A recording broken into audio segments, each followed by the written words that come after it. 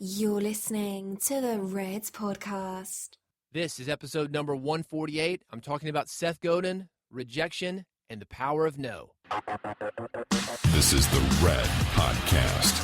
Real entrepreneur development. Make more money, work less, and live a life of freedom. No BS advice that really works. Here's your hosts, David Hooper and Laurel Staples. If you've been in the marketing space for a while, you probably know the name Seth Godin. If you don't, look him up. He's a brilliant marketer. He's very sharp. He's got a great reputation, and he helps sell a lot of books if he is associated with yours. John Acuff, I interviewed him on episode 140. At the top of his new book, Do Over, it's got a Seth Godin quote. It says, "This is the best career book ever written." Why is that? Because it helps sell books. Earlier this month, Jeff Goins released a book called The Art of Work, and at the top of the blurbs, there's one from Seth Godin. It says, "This is one of the most honest, direct, and generous books about you and your life that you will read this year." Dory Clark, I interviewed her on Red Podcast, episode number 145. She features Seth Godin in her book Stand Out. Why? Because he's that important, because he's that knowledgeable, and because people are interested in him. My first exposure to Seth Godin was around 2001. He had just released a book called Unleashing the Idea Virus, and it had a big impact on how I marketed music.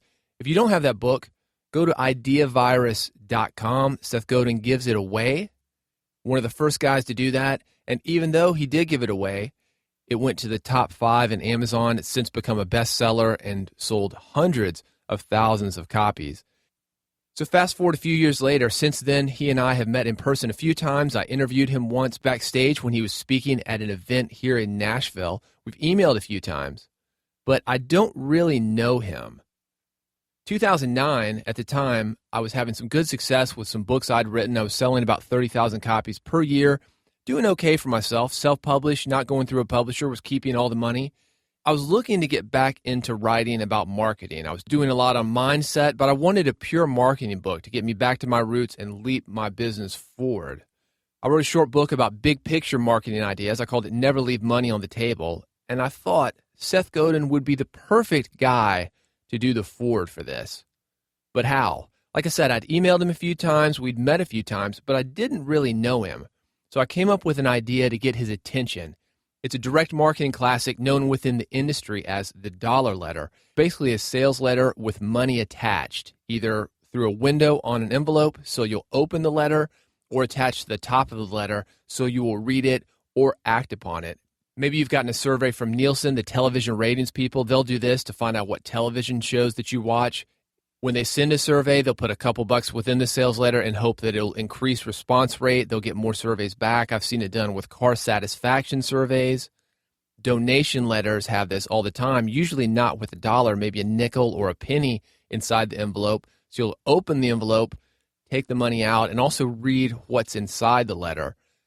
But here's the thing, $1, not what it used to be. It's great for direct mail when you want somebody to open your letter, take the money out. They're usually not going to throw that away. But when it comes to getting somebody to take you seriously or take action, $1 is just not going to cut it. Here's another thing. Seth Godin didn't need my money, but there were some charities which he supported that did. I chose the Acumen Fund. It's something that he supports. I'd seen him write about it. It's something that's in alignment with what I like to do. They raise charitable donations to invest in companies, leaders, and ideas that are changing the way the world tackles poverty. And I attached my request to Seth Godin along with a receipt for a donation I'd made to Acumen in his name for $1,000. The full text of this letter, I've got it available right now. It's at 23hours.com/Seth Godin if you want to read it verbatim, the exact email that I sent to Seth Godin. But I'm going to summarize it. The big message was this. The $1,000 that I donated to Acumen in his name, that was just to let him know that I was serious. I had a short book. It needed a short intro, about 350 to 500 words long. It was something that I knew that he could knock out in 20 minutes or less.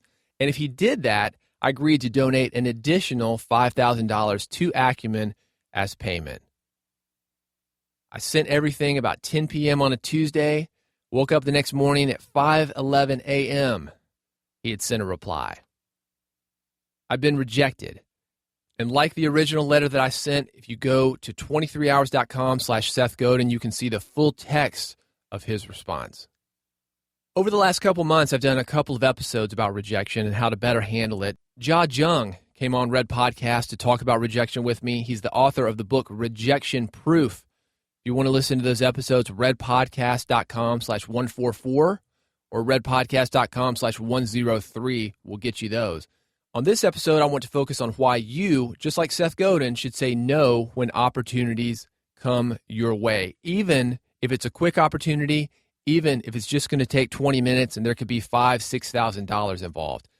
Talk about 3 big reasons to say no. 1, the more successful you are, the more opportunities that you have. That's not necessarily a bad thing until it keeps you from doing what made you successful.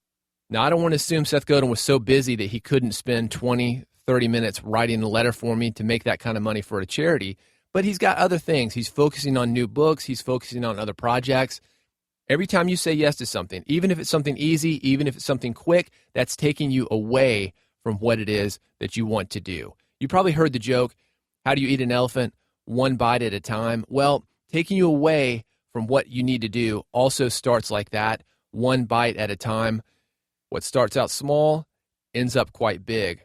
Every time you say yes, no matter how quick or how small, if it's taking you away from something, you're saying no to what you should be doing.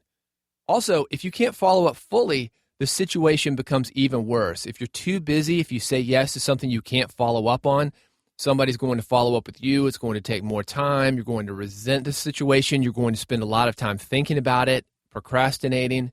Saying no is the best way to bypass all this.